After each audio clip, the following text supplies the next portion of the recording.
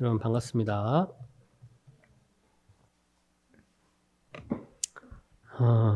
오늘은 우리말 경전 19페이지 중도 부분 일단 한 편 같이 읽고 시작하겠습니다.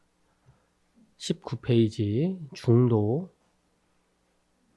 우리말 경전 장병불자들을 위한 가려 부분 우리말 경전 중도에 대한 부분 우리 서명희 불자님 참석해 주셔서 고맙습니다.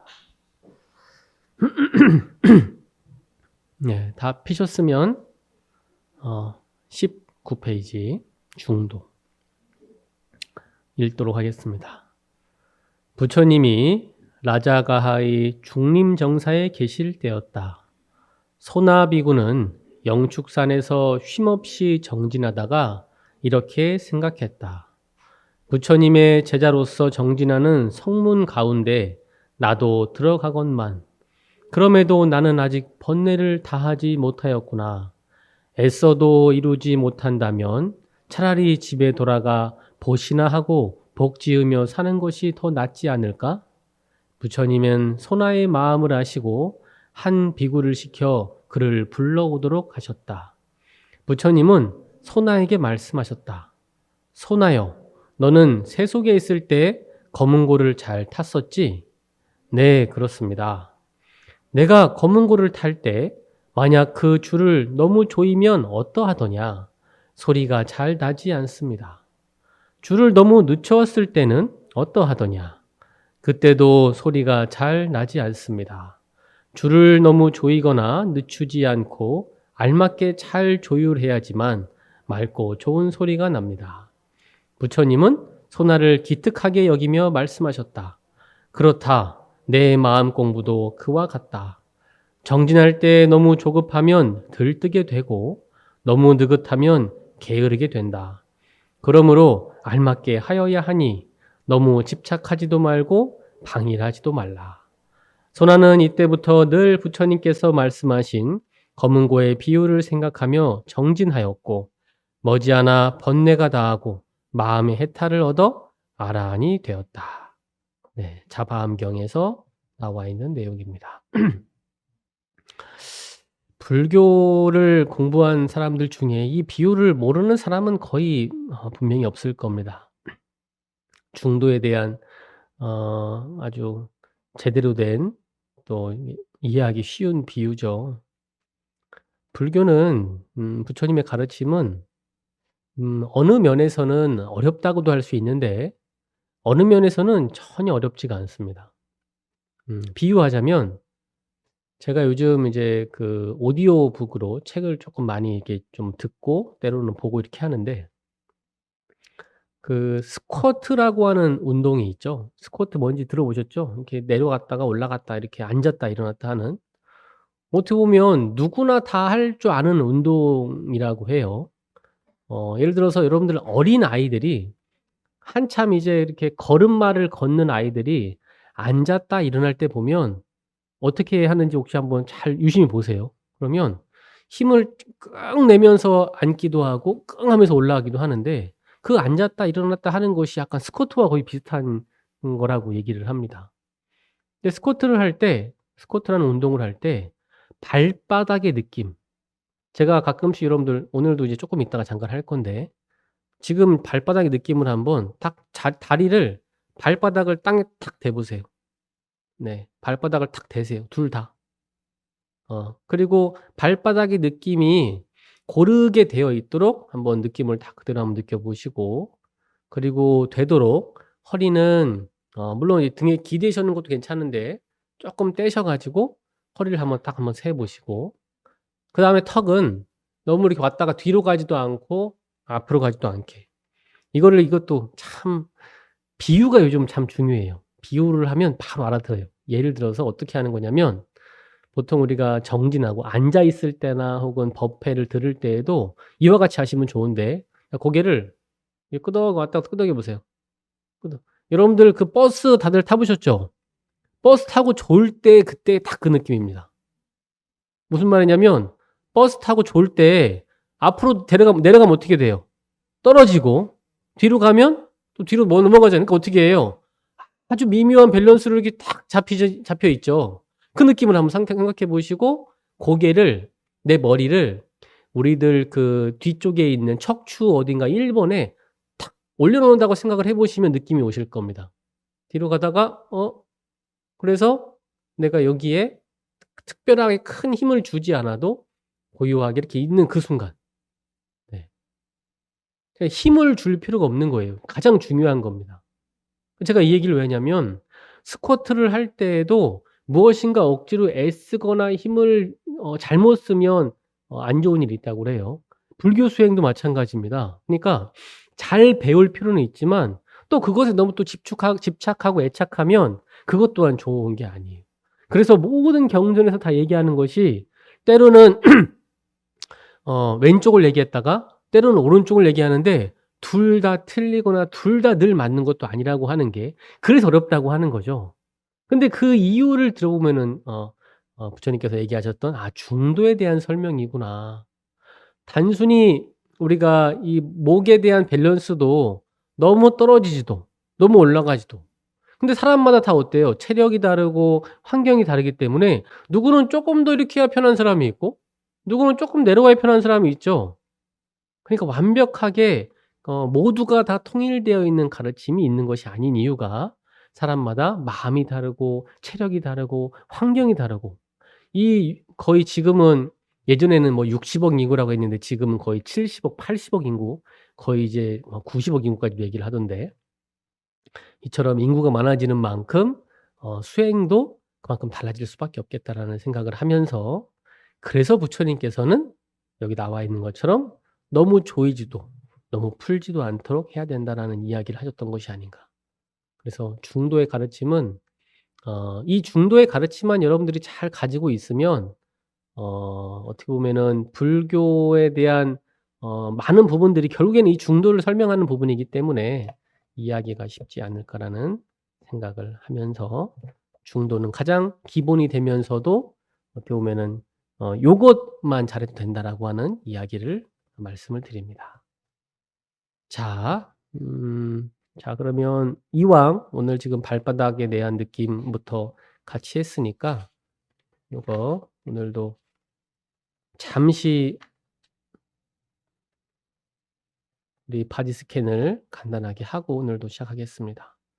방금 설명드렸던 것처럼 발바닥을 그대로 한번 발바닥을 탁 내려놓고 거기에 너무 당기지도 너무 밀지도 않고 자 적당하게 자리를 놓으시고 그다음에는 허리는 잠깐 약간 떼는 게 좋습니다. 그래야지만 중심이 딱 잡혀요. 네. 뒤에 기대고 있으면 나도 모르는 사이에 뒤로 넘어가거나 앞으로 갈 수 있어요. 그래서 엉덩이를 약간 앞쪽으로만 해서 허리를 세워 주시고 자 그 상태가 됐으면 자 발바닥 방금도 발바닥 얘기했죠. 발바닥의 느낌이 내가 온전하게 발바닥의 느낌을 그대로 느낄 수 있는지 없는지 한번 보세요. 잘하려고 하는 것이 아니에요. 일단은 자세는 바르게 하되 그 바른 자세에서 느껴지는 감각들을 있는 그대로 알아차리는 게 중요합니다. 왜 그러냐? 세밀하게 자기의 몸의 느낌을 살필수록 내 몸과 마음의 어디가 지금 잘못되어 있는지 이런 것들을 알 수가 있습니다. 내 몸인데 내 마음인데 우리는 내 몸과 내 마음을 제대로 살피지 않는 경우들이 많아요. 그래서 여러분들 수행이라는 것이 별게 뭐 특별하게 있는 것이 아니라는 얘기 말씀드렸죠. 그래서 쪼끔 여러분들 혹시 좀 불편한 사람들은 앞으로 더 다가오셔 가지고 약간 저처럼 보세요. 어 이 의자의 앞쪽에만 탁 앉는 게 좋습니다 오히려. 네 다리가 잘 안 닿는 분들은 지금처럼 꽂고 앉지 마시고 발 지금 보사님 발을 꼬고 앉지 마시고 예 앞쪽으로 발바닥을 탁 대 보세요. 예. 대셔서 있는 그대로 느낌을 느껴보면서 자 지금부터 제가 말씀을 드리면 그곳에 한 3초 정도 그 느낌을 한번 어떤 느낌이 드는지 싫어하지도 말고 좋아하지도 말고 그냥 그 자체가 어떤 느낌이 드는지 호기심만 가지고 느껴보십시오. 호기심을 가지고 느끼되 그 느낌에서 다가오는 것이 혹시 좀 불편하면 '아 내가 이쪽에 좀 불편한 느낌이 드는구나.'라고만 알아차려 주시는 걸로 우리 잠시 제가 법회 법문을 하기 전에 몸과 마음을 한번 살펴보는 시간을 좀 갖도록 하겠습니다. 제가 스팟 그 지점을 말씀드리면 3 초간 그 느낌에 머물러 있어 보고 3 초씩 넘어가겠습니다. 자, 먼저 여러분들의 발바닥의 느낌을 한번 그대로 느껴보면서 어떤 느낌이 드는지 왼쪽 발바닥과 오른쪽 발바닥의 느낌을 각 3 초씩 느껴봅니다. 이번에는 발가락의 느낌은 또 어떤 느낌이 있는지, 발등의 느낌은 어떤 느낌이 있는지 왼쪽 오른쪽에 각 3초 정도씩만 머물러 있다가 네, 다른 쪽으로 이동합니다. 발목의 느낌은 어떤지, 뻑뻑하진 않은지, 어떤 느낌이 드는지. 그다음엔 종아리 전체의 느낌을 한번 느껴보시고 이번에는 무릎 밑에 있는 발을 있는 그대로 한 뭉텅이로 생각하시면서 전체의 느낌은 어떤지, 무엇인가 특별한 상태가 되고자 하는 것이 아님을 늘 생각하시면서 이번에는 무릎의 느낌은 어떤 느낌이 있는지, 혹시 바람이 지나가는 듯한 느낌은 있는지, 차가운지 따뜻한지 한번 느껴보시고 그다음에는 허벅지의 느낌,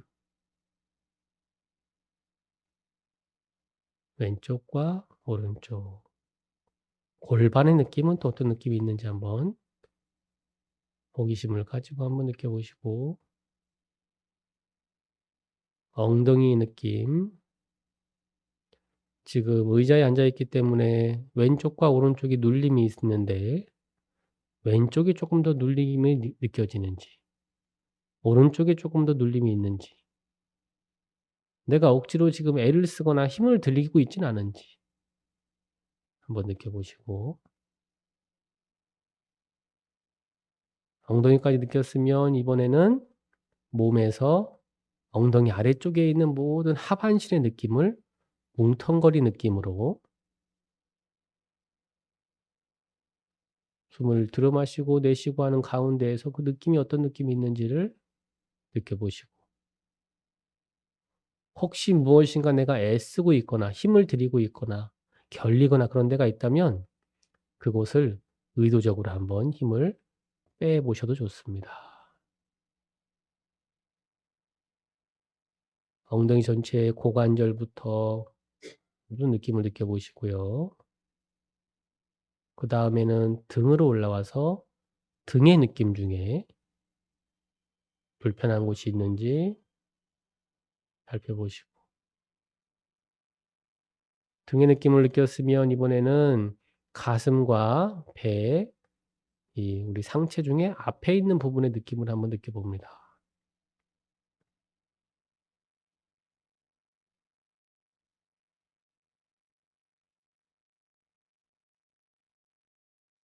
그다음에는 어깨 왼쪽의 느낌을 3초 정도 한번 살펴보시고 오른쪽 어깨의 느낌을 한번 살펴보시고 왼팔과 오른팔의 느낌도 한번 느껴보시고 이번에는 왼손을 한번 느껴보시고요. 어떤 느낌이 느껴지는지 오른손의 느낌, 왼팔 오른팔을 뭉뚱그려서의 한번 그 느낌도 한번 느껴봅니다.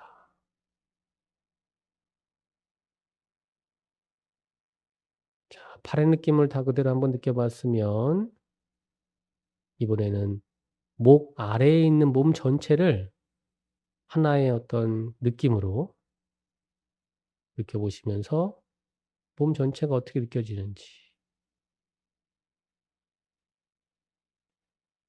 이와 같이 명상을 할 때에는 상상력을 조금 더 발휘하시는 게 훨씬 도움이 됩니다. 눈은 감고 또 다른 내가 내 몸을 보고 있다고 한번 생각하셔도 좋고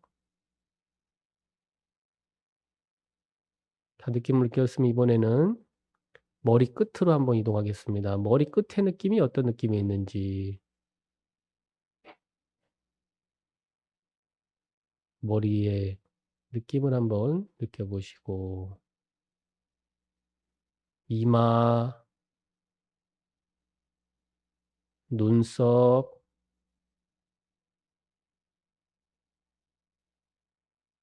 눈,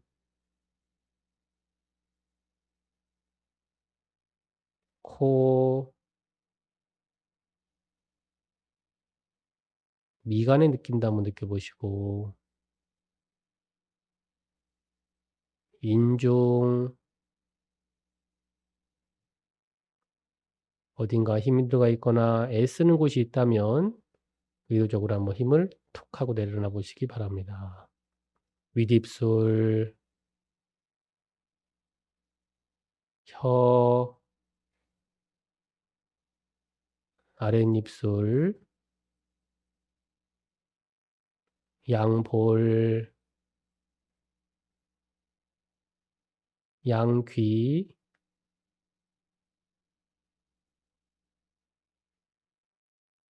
이번에는 머리통 전체를 한번 통으로 느껴봅니다.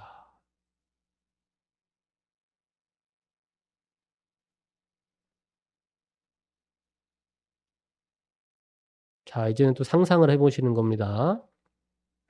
여러분들 공기가 아주 시원한 지금 밖에는 미세먼지가 많고 안 좋지만 여러분들 머리로 아주 좋은 공기들이 숨을 들이마실 때 머리를 통해서 들어오고 그 공기가 몸을 한 바퀴 돈 다음에 숨을 내쉴 때에는 내 몸 안에 있는 안 좋은 기운들, 안 좋은 느낌들을 다 한번 내보낸다는 생각으로 숨을 들이마실 때에는 머리로 숨을 들이마시고 내쉴 때에는 안 좋은 것들을 입으로 내쉰다고 한번 상상해 보면서 한 10번 정도 호흡을 해 보도록 하겠습니다. 숨 들이마시고 머리로 한 바퀴 돈 다음에는 숨 내쉬고 하나. 숨 들이마시고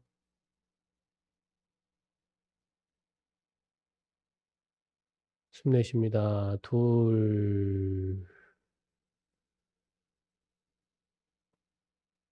숨 들이마시고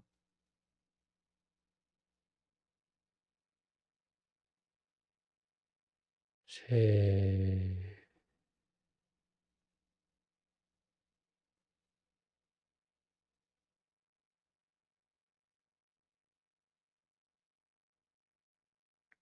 넷.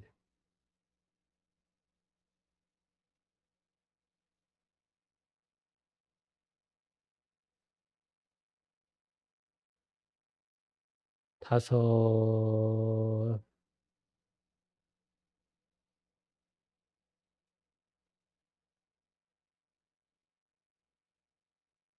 여섯.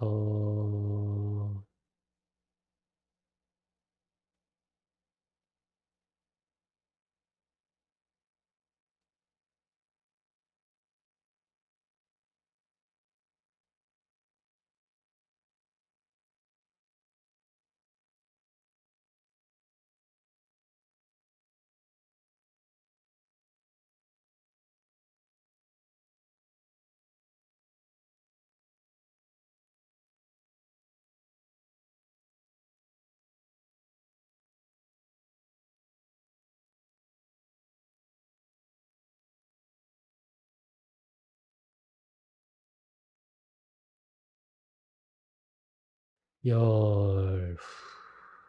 자, 이제 눈 뜨시고요. 네. 좋습니다. 고민이 많고 뭔가 이렇게 생각할 거리가 많은 분들은 이와 같은 방법으로 한번 몸을 한번 쫙 한번 이렇게 살펴보는 것만으로도 여러 가지 의미로 상당히 도움이 되고 운동을 하는 분들도 예를 들어서 우리가 요즘은 이제 걷는 운동들 많이 하시잖아요, 걷기를. 근데 그냥 생각 없이 그냥 걷는 거는 그냥 걷는 거라고 얘기하고요. 무엇인가 마음을 담아서 호흡에 마음을 담고 내 몸에 마음을 담아서 걷는 것을 운동한다고 얘기합니다. 몸을 움직이는 것도 다 다른 거예요 그러니까. 그래서 똑같은 말과 행동과 생각도 우리가 다 어떻게 보면 귀한 사람들이지만 어떤 사람이 하는 말과 행동과 생각이냐에 따라서 그 가치가 달라지잖아요 보면은. 그래서 운동도 마찬가지고 모든 것들이 여러분들이 그만큼의 마음을 담아서 하면 무게가 있고 힘이 있는 것이고요. 그러지 않으면 당연히 무게가 좀 덜하겠죠. 자, 오늘 이야기를 말씀을 좀 드리기 전에 좋은, 또 제가 책을 보다 보니까 좀 나름대로 오늘 좀 여러분들 들으시면 좋을 부분이 있을 것 같아서 앞으로 결혼을 하실 분이나 혹은 뭐 그런 분들에게도 도움이 될 것 같고, 부부에 대한 이야기를 좀 하고 오늘 좀 시작을 하도록 하겠습니다. 결혼하신 분. 네. 뒤에는 결혼 안 하신 분들이에요? 예예예. 어이구, 네, 깜짝 놀랐네요. 우리 노부살님들.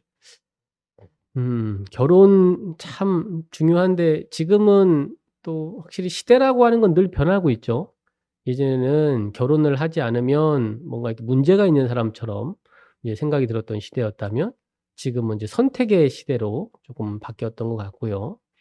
이 시대는 늘 변하고 있어요. 제가 예전에 "괴로움에는 세 가지의 괴로움이 있다."라는 얘기를 말씀드리면서 고고, 괴고, 행고에 대한 이야기를 드렸는데, 그중에 세 번째 행고 중에 행이라고 하는 것이 움직이는 것들, 그러니까 형성된 것들, 만들어지는 것들, 움직이는 것들, 이 모든 것들에 대한 것을 행이라고 불교에서는 설명을 합니다.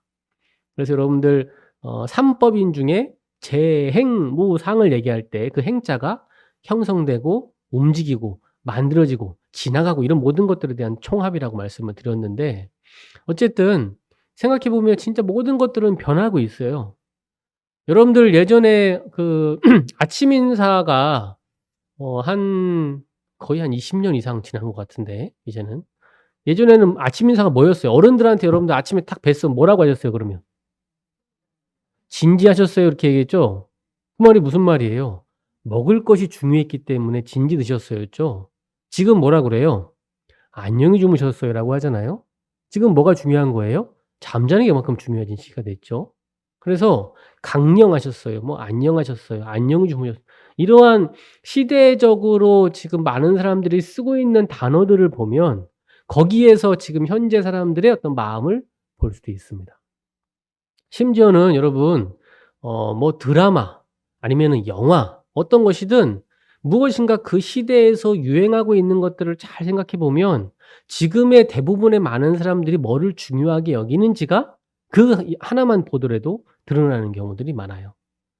그래서 단순히 그냥 뭐 요즘 뭐 TV도 요즘은 뭐 또 집에서 있으면 특별하게 할 일이 없으니까 뭐 TV에 대한 거나 혹은 요즘 젊은 친구들은 뭐 넷플릭스나 뭐 이런 것들을 보잖아요. 그리고 뭐 유튜브를 많이 보시기도 할 테고. 근데 그걸 보면서도 그냥 하하하 웃고 이렇게 하는 걸로만 끝내는 것이 아니고 '지금 저것이 유행하는 이유는 뭘까?'를 한번 생각해 보시고 보시면 훨씬 더 거기서 바라보는 것들, 배울 수 있는 것들이 많습니다. 그래서 무시하면 안 돼요. 야 뭐 저거 다른 많은 사람들이 하고 있는 거 무시해 봐야 자기만 오히려 동떨어진 삶을 살고 있는 거고요.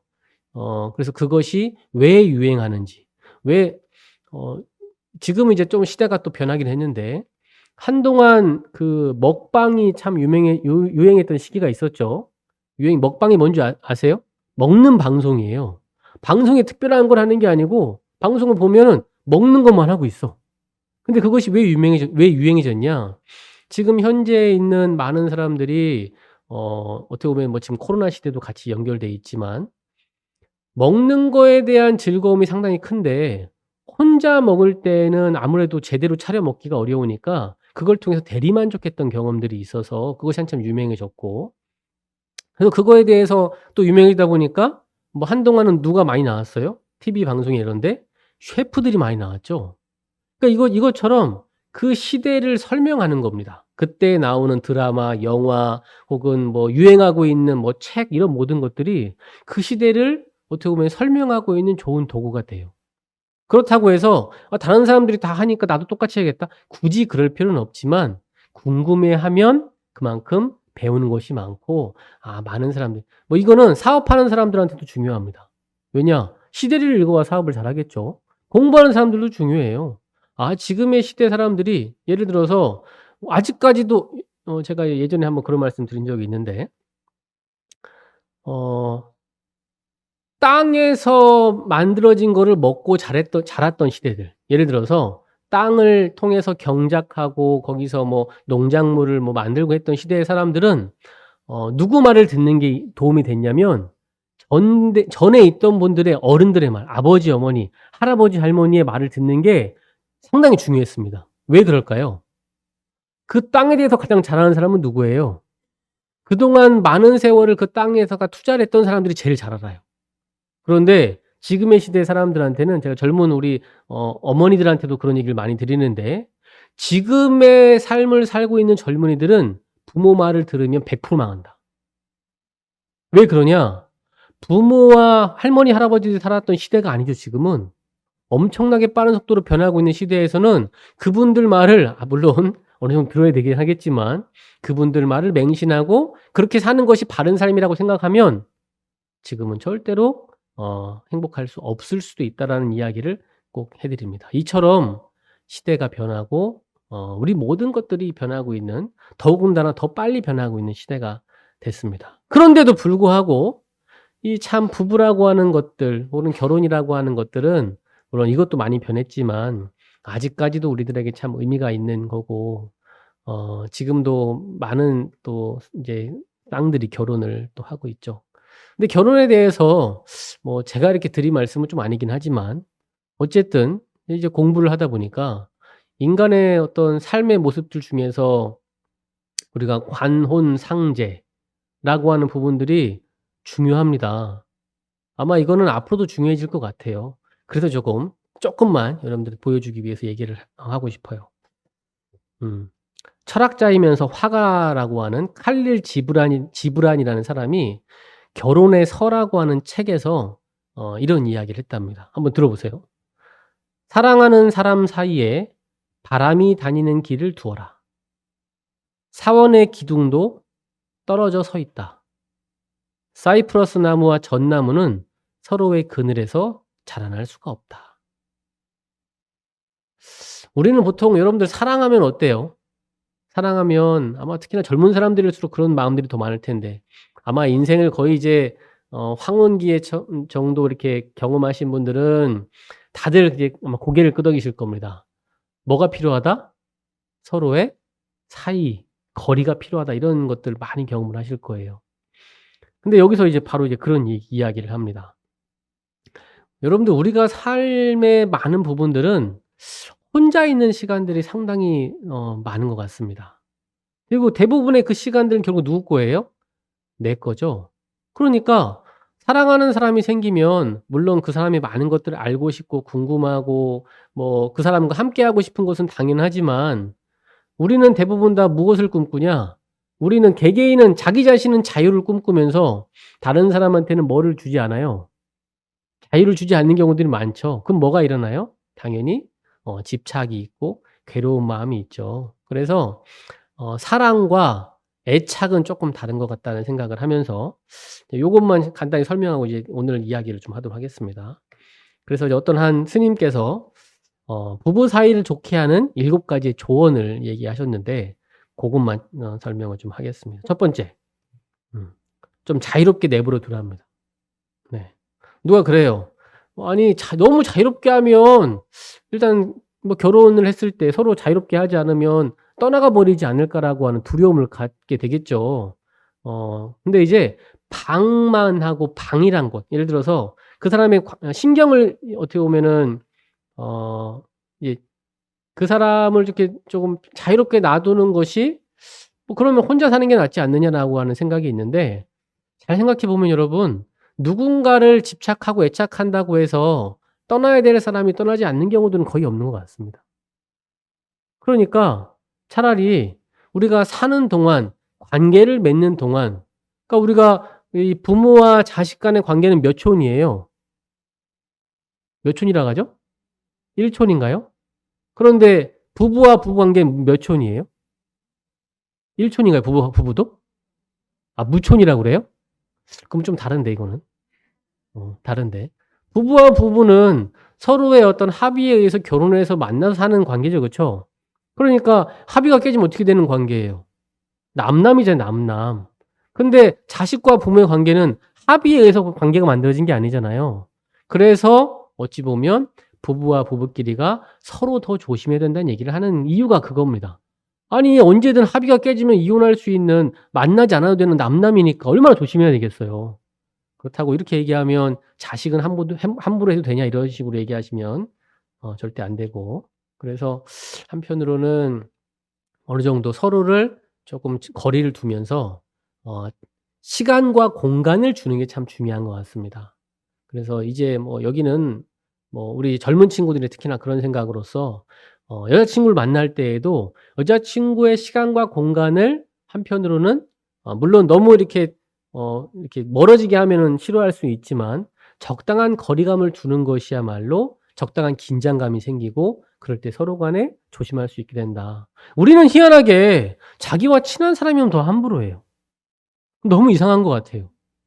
친한 사람일수록 그 관계를 잘 유지하려면 정말 내가 하고 싶은 말 다 하면 안 됩니다. 그래야지만 그 사람의 관계가 오랫동안 좋은 관계로 유지가 되는데, 친하다 그러면 '친하니까 뭐 이해해 주겠지.' 이런 마음인지 몰라도 너무 함부로 하는 것 같습니다. 그래서 자유롭게 좀 어느 정도의 내버려 두는 게 필요하고, 두 번째입니다. 따로 있는 시간을 좀 많이 갖는 게 필요하다는 얘기고, 또 비슷한 얘기니까 넘어가고, 세 번째, 상대를 바꾸려 하지 않는 게 참 중요하답니다. 이거는 단지 결혼뿐만이 아니에요. 제가 결혼을 예로 들었지만 우리가 관계를 맺을 때에도 이렇죠. 재미있는 얘기 좀 하나 해 드리자면, 서양의 윤리학과 동양의 윤리학의 큰 차이점 중에 하나가 이 부분이라고 하는데, 이 부분이 뭐냐? 어 서양 종교를 기반으로 한 이 서양 윤리학에서는 무엇을 얘기하냐면 "내가 좋은 거를 남에게 주어라."라고 얘기한답니다.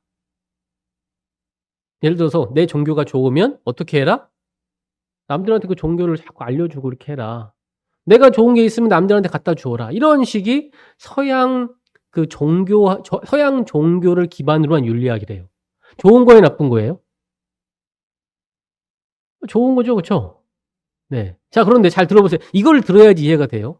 동양학 어떤 이념들, 동양학 어떤 그 관점들을 기반으로 한 윤리학에서는, 이건 불교 뭐 여러 가지 뭐 유교 이런 모든 게 들어가는데, 여기선 뭘 가르치냐면 "내가 싫은 걸 남들에게 하지 말아라." 이것의 큰 차이점은 뭐냐면, 여러분, 내가 좋은 거는 나한테는 좋을 수 있어도 누구한테 안 좋을 수 있어요. 상대편한테 안 좋을 수 있습니다. 나는 이게 정말 좋아요. 와, 뭐 예를 들어서 나는 과일 중에 뭐 여러분들 수박 좋아하세요? 예. 나는 수박이 좋으니까 내 아들, 딸, 주변 사람들한테 "야, 수박 엄청 맛있어. 먹어, 먹어." 이렇게 줍니다. 근데 제 예를 저로 듣는 건데, 저는 수박 알레르기가 있어요. 수박을 먹으면 토할 것 같은 그 느낌이 나 가지고 여러 번 제가 노력을 해 보는데도 희한하게 어느 때부터는 수박이 잘 안 들어가게 됐어요. 그런 사람한테는 수박을 주는 게 좋은 거예요, 안 좋은 거예요? 그러니까 내가 좋은 걸 남한테 준다라고 하는 것은 상당히 위험한 발상일 수도 있습니다. 그 사람이 나쁜 게 아니고, 어떻게 보면 지금까지 서양에서 일어난 많은 어떤 전쟁, 어떤 뭐 갈등 이런 것들이 엄밀히 따지면 일부러 나쁘게 하려고 한 게 아니고요. '나한텐 좋은 거니까 너한테도 좋은 거야.'라고 막 주었던 강요에서부터 기인됐을 수도 있어요. 그런데 동양에서는 뭐라고 했어요? 동양적인 관점, 특히나 불교는 내가 안 좋은 거를 남에게 주지 않는 거죠. 여러분들 욕 먹는 거 좋아하십니까? 누구한테 맞는 거 좋으세요? 싫어하죠. 내가 싫으니까 누구한테 하면 안 되는 거예요. 남들한테는 안 하는 거예요. 그러면 문제될 게 별로 없어요. 문제 소지가 별로 없습니다. 그렇다고 해서 서양의 철학은 나쁜 거냐? 나쁜 걸 얘기하는 게 아니고 관점에서 봤을 때 이처럼 달라요. 그러니까 상대방을 바꾸려고 한다라는 것이 바로 그와 같은 거예요. 있는 그대로 존중해 주는 것들이 바로 필요한 것이고, 내가 좋은 것을 남한테 강요하지 않는 것도 어떻게 보면 이와 같은 겁니다. "야, 나는 이러한 어떤 뭐 내가 먹는 좋은 음식, 내 패션 이런 것들을 나는 좋다고 해서 상대편한테 강요하는 순간 그것은 좋은 게 아니고 그 사람을 괴롭게 만들 수 있는 조건이 된다. 그래서 어떻게 해 줘라? 상대편을 내 배우자를, 내 주변에 여자친구를, 남자친구를, 주변에 내 옆에 있는 친구를 있는 그대로 그저 인정해 주는 것들이 상당히 중요하더라. 그래서 조언은 정말로 심사숙고해서 하지 않으면 뭐가 되죠? 잔소리가 됩니다. 여러분들 조언과 잔소리의 구분을 어떻게 하는 줄 아세요?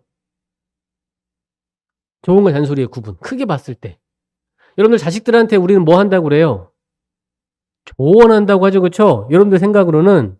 그런데 자식들이나 주변 사람들이 만약에 여러분들이 얘기할 때 이건 뭐예요? 잔소리예요. 네. 자식들이 몰라 이런 얘기하고 있으면 그건 조언이 아닙니다. 더 이상 하지 않아야 되는 겁니다. 그런데 자식이 만약에 주변 사람들이 내 옆에 있는 사람들이 내가 무엇인가 상대편을 위한 일을 했을 때 맞아요. 이게 조언입니다. 여러분들의 수준에서 여러분들이 말하는 걸로 잔소리와 조언이 되는 게 아니고 듣는 사람이 고개를 끄덕일 때는 조언이라는 거 그건 얘기해도 됩니다. 그건 신뢰가 있다는 거예요. 여러분들이 그동안 잘했다는 얘기예요. 그런데 몰라 그만해 라는 얘기로 하고 있을 때는 더 이상 조언이 아니에요. 잔소리예요. 그래서 바꾸려고 하지 않는 것들이 상당히 중요합니다. 상대편의 자유의지와 선택권을 중요하게 생각해야 돼요. 자기 스스로가 바꾸려고 하지 않는 것은 억지로 바꿀 수 없어요. 예전에 이런 말도 있죠. 인연 없는 중생은 부처님도 제도할 수 없다. 네. 그게 물론 조금의 차이는 있지만 그렇게 보시면 좋고. 네 번째입니다. 서로 좀 좋게 보고 믿어주는 게 상당히 필요합니다. 제가 이런 말씀을 지금 오늘 이렇게 제가 그동안은 약간 기초 교리에 대한 부분들을 가지고 살을 붙였는데 제가 오늘 왜 이런 말씀을 할 수 있냐면 이제는 용사들 법회하고 이제 따로 구분을 해가지고 좀 가능해요. 용사들한테는 이런 얘기 안 해요. 네, 아직 결혼 생각이 없어요. 뭐 해야 돼요? 공부하기 바빠 죽겠는데 지금 취직해야 되는데 이런 얘기도 듣지도 않아요. 근데 여러분들은 삶에 대한 부분이니까 말씀을 드립니다. 자, 서로 좋게 보고 믿어주는 게 중요하답니다. 이 얘기는 무슨 말이냐면 여러분들이 바라는 바대로 보고 싶은 바대로 상대편이 바뀌는 것이 상당히 많습니다. 제가 요거는 재밌는 이야기가 하나 있는데 조선시대 때 어떤 한 스님이 지금도 그런 일들이 많이 분명히 있긴 할 거예요. 예전보다 스님에 대한 존경심이 아무래도 조선시대 전에 훨씬 많았으니까 예전에 어떤 한 스님이 이제 길을 여러분들 조선시대 때 예전에 집을 보면 집들 담장이 어땠어요? 대부분 좀 낮았죠, 담장은. 그래서 그냥 하나의 경계로서만 있던 것이지 지금은 거의 옆집에도 잘 우리가 안 가잖아요. 그래서 지금은 조금 달라지는데 예전에 어떤 스님이 이제는 나름 이제 좀 공부를 좀 했던 스님인 것 같은데 이분이 길을 걸어가다가 어디서 어떤 아이가 엄청 혼나는 소리를 들었답니다. 막 어머니가 예전에도 그랬나 봐요. 똑같았나 봐요, 지금도. 자기 자식한테 야 이놈의 그러니까 좀 속된 말로 야 이놈의 새끼야 네가 이렇게 하면 되겠어 공부를 해야지 이런 얘기를 막 했나 봐요. 그러니까 그 소리를 딱 듣고 너무 혼나고 있는데 갑자기 이 스님이 그 얘기를 듣고 벌컥 대부분은 문이 열려 있었으니까 문을 열고 딱 들어가더니 갑자기 그 어린아이한테 아이고 우리 무슨 재상님 하면서 막 절을 하더래요. 이 어머니가 너무 놀래가지고 아니 스님 왜 이러세요? 이렇게 얘기 물어보니까 갑자기 이제 그 스님이 아니 이 어린아이가 이제 몇십 년 뒤에는 이 나라의 재상이 될 뿐이라고 어떤 하나의 큰 관직에 오를 뿐이라고 얘기를 하는 거예요. 그러니까 갑자기 그때부터 이 어머니 눈빛이 달라진 거죠. 예전에 약간 믿음이 좀 있었나 보죠. 그래서 그분이 이제 그렇게 하고선 이제 그 길을 이제 떠나서 이제는 다른 데로 갔어요. 갑자기 이제 어머니가 이제는 좀 당황하면서. 근데 이제는 이 어머니가 스님에 대한 믿음이 좀 있었나 보죠. 믿음이 좀 있었는지 그때부터 이제 그 아이를 아이고 우리 재상님이라고 이렇게 부르기 시작했답니다. 네. 근데 한 20년이 지난 다음에 실제 그 아이가 장원급제를 하고 더 시간이 지나서 그 재상의 자리에 올랐대요. 그래가지고선 이 어머니가 너무 신기해가지고 재상의 자리에 올랐으니까 얼마나 권세가 있겠어요. 그래서 그때 그 스님을 좀 찾아라. 그래가지고선 이제 사방팔방을 돌아다니면서 그 스님 찾았답니다. 찾아가지고 그 스님에게 엄청 귀한 음식과 재물들을 보실하면서 아니 스님 너무 용하십니다. 어떻게 그때 아이가 이렇게 재상이 될 줄 아셨습니까? 그랬더니 아니 보살님 죄송한데 저는 너무 그 아이가 좀 안 돼 보여가지고 그렇게 얘기했을 뿐입니다. 보여가지고 그랬던 게 아닙니다라는 얘기를 했답니다. 그러니까 여러분, 근데 이것이 그냥 있는 말이 아니고요. 내가 마음먹은 대로 정말 굳게 믿으면 실제로 나까지도 변합니다. 여러분들 이제 요즘은 마음에 대한 참 다양한 과학적인 이야기들을 많이 해요. 예전에는 이런 얘기하면 미신이다, 무슨 뭐 기적이다 이런 걸로 했는데 요즘 이제 과학들이 많은 것들을 많이 만들어내고 있죠. 심지어는 우리가 이런 과학이 이런 것들도 있습니다. 이런 것들 나중에 책을 보면 많이 나옵니다. 요게 이제 지금 만약에 이렇게 그냥 하나의 지금 이렇게 뭐 아무런 느낌이 없는 뜨겁지도 차갑지도 않은 거죠. 근데 이거를 여러 가지 연구 결과에서 이것이 만약에 이제 예를 들어 엄청나게 차가운 물건이에요. 엄청나게 영하 몇 도까지 떨어지는 거예요. 그런데 뇌에다가 이것이 엄청 뜨거운 물건이라고 하는 것을 100% 믿게끔만 만들면 이것을 잡았을 때 화상을 입는답니다. 이건 제 얘기가 아니고 과학에서 증명해낸 거예요. 왜 그러냐면 자 보세요. 요거를 이렇게 잡으면 이걸 잡았어요. 그러면 손이 잡았죠, 그쵸? 그런데 이거에 대한 정보를 누가 지금 판단하는 거예요? 근데 손은 그냥 잡았으면 이것이 이렇게 잡았던 것이 정보를 딱 전달해 줘요, 얘한테. 그러면 얘가 차갑다 혹은 뭐 빨리 피해라 뭐 해라 이런 걸 컨트롤 하잖아요, 뇌가. 근데 뇌에서 착각을 해. 야, 이건 뜨거운 거야. 그러면 어떻게 돼요? 이걸 만지는 순간 여기 손에서 화상을 입은 느낌이 그대로 딱 전달해 주는 겁니다. 그러니까 우리가 바라보고 있는 안, 이, 미, 설, 신, 의로서 우리는 대상을 바라보는데 눈도 마찬가지입니다. 우리는 본다고 생각하잖아요. 근데 보는 게 아니죠. 보는 것은 단순히 하나의 통로일 뿐이에요. 그래서 예전에 많은 분들이 세상은 꿈과 같다 혹은 우리가 보는 것은 다 환영이다 뭐 이런 이야기들 했던 이유가 다 그거에서 기인된 건데 그냥 과학이고 그게 진리예요. 바라보는 눈은 하나의 통로입니다. 통로를 통해서 이것이 여기다가 전달이 되면 뇌에서 판단을 해서 이것은 뭐다라고 알려주고 그것에서 기인된 것이 좋다, 싫다, 좋지도 않고 싫지도 않은 거다. 그 다음에는 자연스럽게 거기에 애착심을 내죠. 더 계속 갖고 싶다, 계속 보고 싶다, 아니면 빨리 안 보고 싶다, 이런 것들. 이런 것들이 결국엔 다 뭐가 판단해? 그러니까 뇌에서의 정보를 판단하는 거잖아요. 그러니까 지금 여러분들이 보고 있는 것이 우리는 이대로 진실이고 그 자체가 진짜 있다라고 생각하는 것이 얼마나 이게 어리석은 소린 겁니까? 자, 무슨 말을 하다가 또 여기까지 갔는지는. 네. 그래서 우리가 바라보는 것보다 중요한 것이 네, 어떻게 바라보느냐. 내가 어떤 마음을 먹느냐. 마음이 다 하는 거예요, 그러니까. 그 마음 안에서 모든 것이 일어날 뿐입니다. 그래서 상대편을 제가 늘 얘기하지만 마음이란 놈은 열기 시작하면 이 다양한 부처님의 가르침을 듣고 믿고 따르고 실천하고 때로는 여러분들 그것을 스스로 설득하기도 하고 자기 자신을 부처님 가르침을 듣고 이러한 논리적인 이야기들을 들어서 스스로 설득을 하면 내가 스스로 이제 그걸 더 믿겠죠. 믿는 마음이 더 일어나겠죠. 우리는 참 단순해 가지고 3번 정도만 설득이 당하면 물론 4번, 5번도 그렇게 해야 되는데 그대로 믿는 경우들이 많아요. 그래서 그것도 늘 좋은 건 아니야. 하지만 어쨌든 이제 이건 뭐 넘어가고요. 어쨌든 그래서 서로 좋게 보고 믿어주는 마음.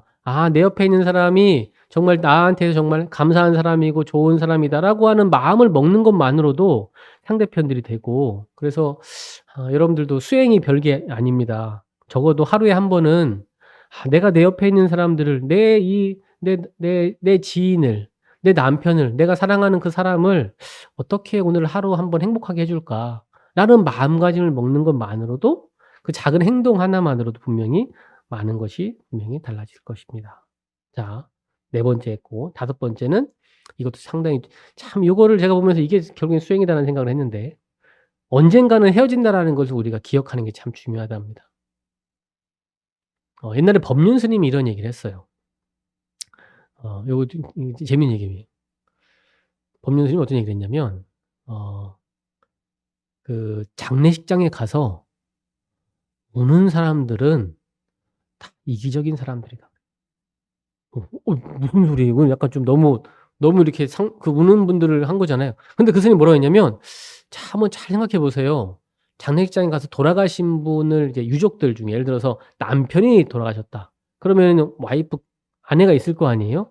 그러면 울 때 뭐라고 하냐면 "아이고, 아이고 당신이 죽으면 내가 어떻게 살라고." 누굴 걱정하는 거예요? 누구 걱정하는 거예요, 지금? 너 간 거는 간 거고 이제 내가 어떻게 살라고 지금 이렇게 일찍 갔냐고. 그러니까 그래서 그 스님이 얘기 듣고 내가 깜짝 놀란 게 제가 장례식장을 많이 가잖아요. 결혼식장은 가면 저희는 별로 그렇게 썩 대우를 못 받아요. "아 오셨어요." 이 정도예요. 근데 우린 장례식장 가면 엄청 큰 대우를 받습니다. "아이고 스님 오셨어요." 해 가지고 기도해 달라고. 근데 결혼식장 가면 뭐 해요? 그냥 뭐 이따가 "아이고 축하드립니다." 하고 오는 거잖아요. 제가 장례식장 자주 가는데 잘 생각해 보니까 장례식장에 가서 그냥 무덤덤하게 잘 받아들이는 분들은 오히려 어 정말 서로 간에 할 도리를 다 했던 분들은 그냥 무덤덤하게 좀 슬픔이 있어도 그냥 잘 받아들이는데 꼭 대성통곡을 하고 오시는 분들의 이야기를 잘 들여다 보면 '자기 걱정을 하고 있구나.'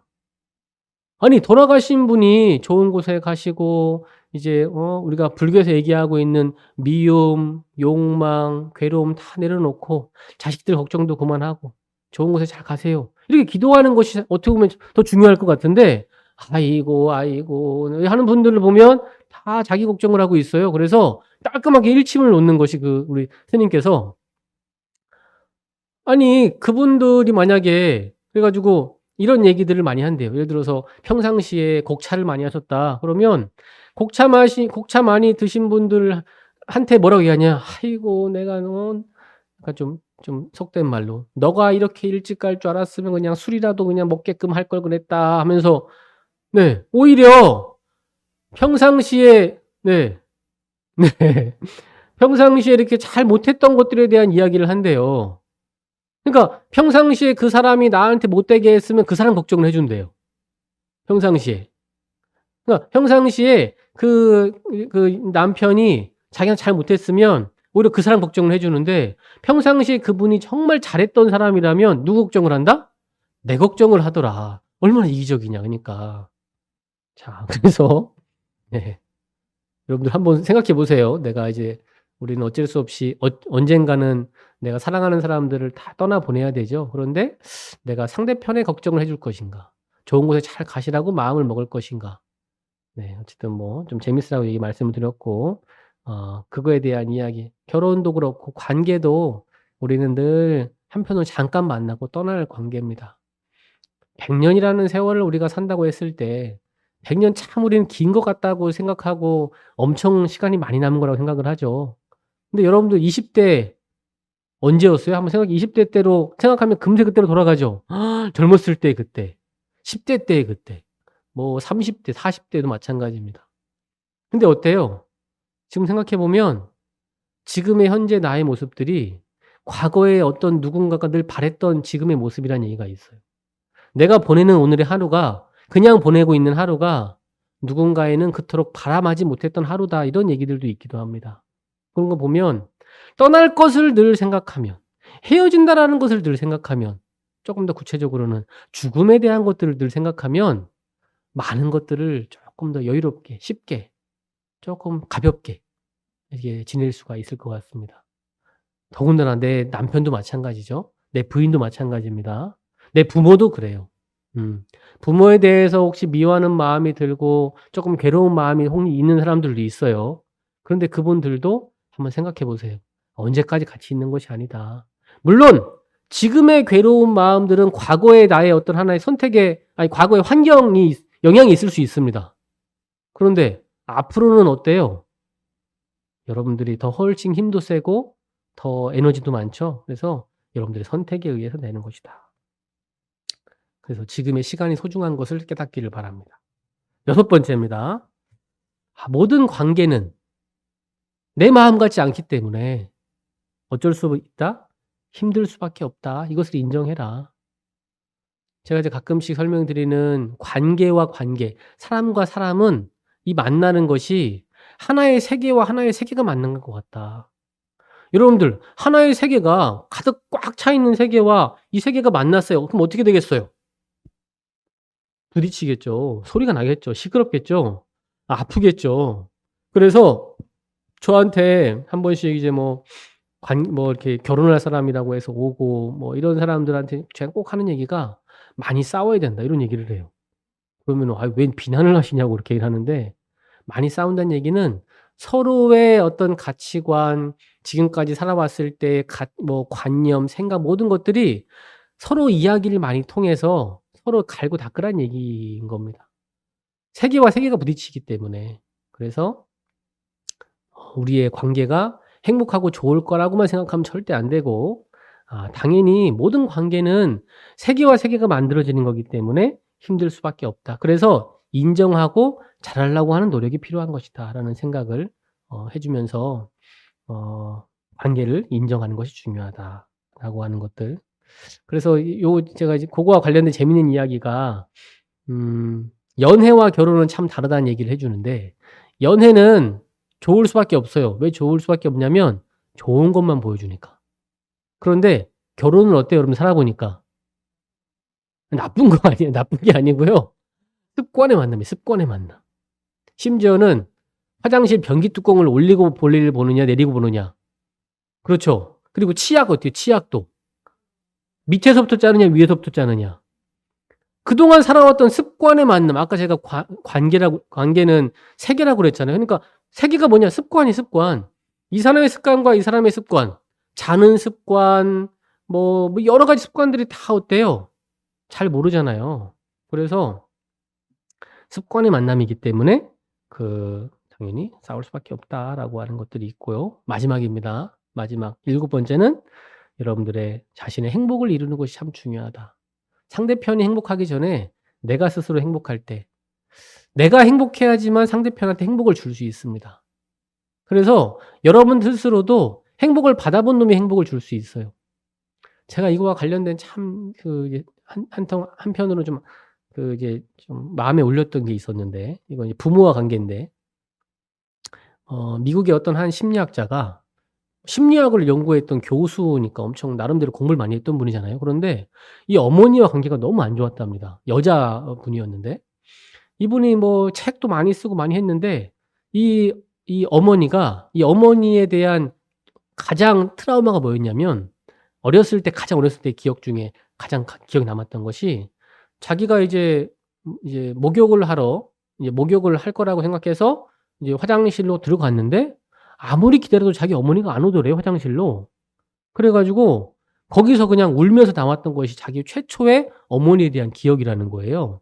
그래서 자기가 성인이 돼 가지고 이렇게 보니까 자기 어머니가 자기를 단 한 번도 씻겨 본 적이 없었대요, 자기를.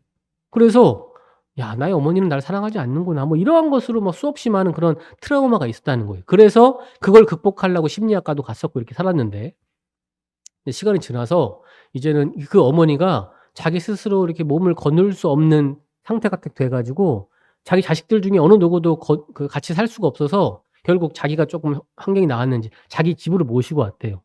자기를 집으로 모시고 왔는데, 여러분들 이제 어머니가 자기 거동도 불편하니까 그분을 이제는 어쨌든 냄새가, 어른들 좀 많이 안 씻으면 냄새가 좀 날 수 있잖아요. 그래 가지고 이제 씻겨 드리려고 이제 딱 이제 옷을 벗게끔 해서 화장실로 가서 그 어머니의 몸을 탁 만지는데, 갑자기 그 어머니가 소스라치게 놀라더라는 거예요.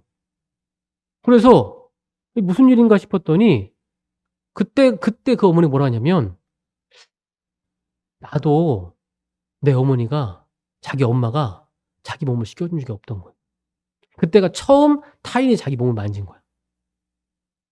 무슨 말이냐면 받아본 적이 없으니까 주기도 어려웠다라는 거예요.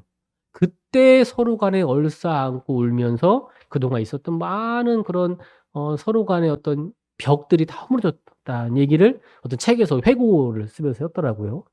그러니까 내가 누군가한테 받지 못했던 것을 준다라고 하는 것은 쉬운 일이에요? 쉬운 일이 아니에요. 어려운 일이에요. 그래서 여러분들 스스로가 정말로 행복해질 수 있는 수단과 방법을 가리지 않고 많은 것들을 해야 됩니다. 그렇다고 뺏으라는 얘기가 아니고, 어 자기를 더 스스로 아끼고 나를 아낄수록 누구를 아낄 수 있다? 상대방을 아낄 수 있다. 그래서 부처님께서도 이런 말씀하셨습니다. 어떤 한 신혼부부가 와 가지고 부처님께 "부처님 좋은 말씀 해 주세요." 이렇게 얘기를 하니까 부처님이 이렇게 물어봤대요. 남편한테 먼저. "누구 장자여. 당신은 세상에서 누구를 가장 사랑합니까?" 그랬더니 "아 예 부처님 저는 제 옆에 있는 이 와이프를 가장 사랑합니다." 딴 얘기했다간 큰일 났겠죠. 네. 그래 가지고 "아 그렇습니까?" 또 부인한테 물어봐요. "누구요? 당신은 누구를 가장 사랑합니까?" 그랬더니 신혼부부니까 더군다나 "아 저는 제 이 남편을 가장 사랑합니다." 그랬더니 부처님께서 하시는 말씀이 "선남선녀여 가장 먼저 사랑해야 되는 것은 자기 자신입니다." 이런 얘기를 했다고 합니다. 왜 그러냐면 내가 나를 정말 사랑하지 않고는 어떤 것이 진짜 사랑인지를 잘 모릅니다. 아까 전에 나한테 싫은 거, 나한테 좋은 거, 물론 좋은 거는 쪼끔 의미가 있지만 내가 싫은 것을 남한테 주지 않아야 된다는 얘기는 무슨 말이냐면 내가 싫은 게 뭔지를 알아야 될 거죠. 그쵸? 가장 손쉬운 예로 누가 나를 때리거나 함부로 하거나 욕하거나 화를 내는 걸 받는 거를 좋아하는 사람은 아무도 없습니다. 그런데 내가 스스로 습관적으로 남한테 욕을 한다거나 남한테 함부로 한다거나 뭔가 상대편이 기분 나쁜 말을 하는 것을 보면 그 말은 무슨 말이에요?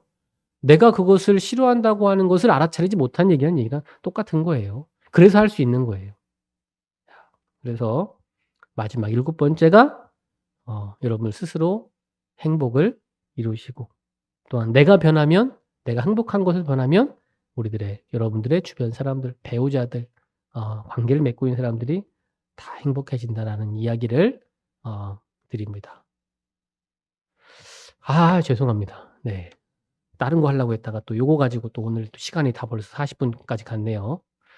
오늘 집성제 또 다시 마무리 또 해야 되는데 집성제는 네 다음번에 또 한 주 더 미뤄 가지고 다음번에 하도록 하고 참 요거 자체가 제가 책을 읽으면서 여러분들과 함께 공유하면 좋을 것 같아서 오늘은 요걸로 가지고 왔습니다. 그래서 한 번 더 정리해 드릴게요. 첫 번째. 따라합니다. 자유롭게 내버려 둔다. 여러분들도 자유를 추구하는 것처럼 여러분들의 주변에 있는 사람들도 시간과 공간의 자유를 충분히 주어라. 충분히 그 사람의 시간을 가지면 희한하게 내 옆에 있는 사람들의 귀함을 그제서야 느낍니다. 혼자서 있어 보지 못한 사람들은 그 둘이 있을 때 소중함을 몰라요. 그래서 때로는 여러분들 옆에 있는 사람들한테 여러분들 스스로도 마찬가지예요. 내가 옆에 있는 사람이 그냥 특별한 무엇인가를 하지 않아도 내 옆에 함께 있어 주는 것만으로도 엄청나게 감사하다라는 생각을 잃어버려 본 사람만 압니다. 네. 꼭 떠나본 사람들은 다 이런 얘기해요. 그 사람이 나한테 썩 잘하거나 이렇게 하지 않았는데도 그냥 같이 밥 먹을 때 같이 옆에 있어 준 것만으로도 참 이게 떠나거나 보니까 엄청 큰 의미가 있더라. 이런 아마 혹시 내 배우자가 옆에 없어 본 분들은 아마 느끼실 거예요. 예. 없어져 봐야 알기 전에. 그래서 있을 때 잘해 후회하지 말고. 네. 그래서 그거 있고 두 번째입니다. 이거랑 같이 있는 거예요. 따라합니다. 따로 있는 시간을 많이 가진다. 네. 법당에 같이 오는 것도 좋은데 그러면 다른 거 하고 있으면 혼자서 그분도 그분의 시간을 보내도록 또 많이 해 주고 그것도 인정해 주고 해 주는 게 중요하다. 세 번째, 상대를 바꾸려 하지 않는다. 하나 더, 있는 그대로 봐준다. 네. 바꾸려 하지 않고 있는 그대로 봐주는 게 상당히 중요하다는 얘기 제가 말씀드렸고요. 네 번째, 서로 좋게 보고 믿어준다. 네. 옆에 분들도 마찬가지입니다. 근데 도반들을 분명히 눈에 자꾸 이게 희한하게 내가 잘하고 있지 않은 것들은 눈에 안 보이고 남이 쪼끔만 뭐가 이렇게 좀 서운하게 하고 불편하게 하는 건 어때요? 어쩜 그렇게 눈에 잘 보여요. 그쵸? 희한한 거죠. 그래서 그런 것들을 하지 않도록 서로 좋게 보고 믿어주는 것들이 필요하다. 다섯 번째, 언젠간 헤어진다라는 것을 잊지 말자. 네. 언젠가 해줬다는 거 잊지 말자. 이거 중요합니다. 6번째. 모든 관계가 힘든다라는 것을 인정하자. 네. 관계는 쉬운 게 아닙니다. 노력한 만큼, 정성을 들인 만큼 그 관계는 의미가 있다라는 것들. 마지막, 자신의 행복을 이루자. 네. 어떻게 아시겠습니까? 네. 여러분들 모두가 이러한 관계를 통해서 결국에는 부처님의 가장 중요한 그 교리면서 깨달음은 연기라고 할 수 있습니다. 연기. 인연생기의 줄임말이고, 연기라는 것은 좀 더 간단하게 얘기하면 관계를 얘기합니다. 얼마만큼 내가 관계를 잘 맺는지가, 수없이 많은 돈이 있고 재산이 있고 있어도 관계가 좋은 관계가 아니라면 늘 괴로울 거예요. 집에 가도 괴로울 거고, 아무리 대저택에 살고 있어도 마찬가지일 겁니다. 그런데 정말 어떤 돈이 뭐 없고 물질적으로는 좀 부족하더라도 정말 어떤 한 사람 한 사람만이라도 말이 통하고 서로 있을 때 그냥 물 한 잔 떠 놓고도 서로 의미가 있고 재밌게 보낼 수 있다. 그 사람은 행복한 사람이겠죠. 그쵸? 네. 많은 게 필요한 게 아닐 수 있습니다. 그래서 관계를 잘 맺는 것, 그와 같은 것을 부처님 가르침을 통해서 우리가 한번 깨닫고자 하는 것이 우리 불자로서의 수행이 아닌가 생각이 들면서 여러분들 스스로 정말 행복을 또 잘 추구하시기를 바랍니다. 오늘은 여기까지 하도록 하겠습니다. 합장하시고요. 네, 성불하십시오.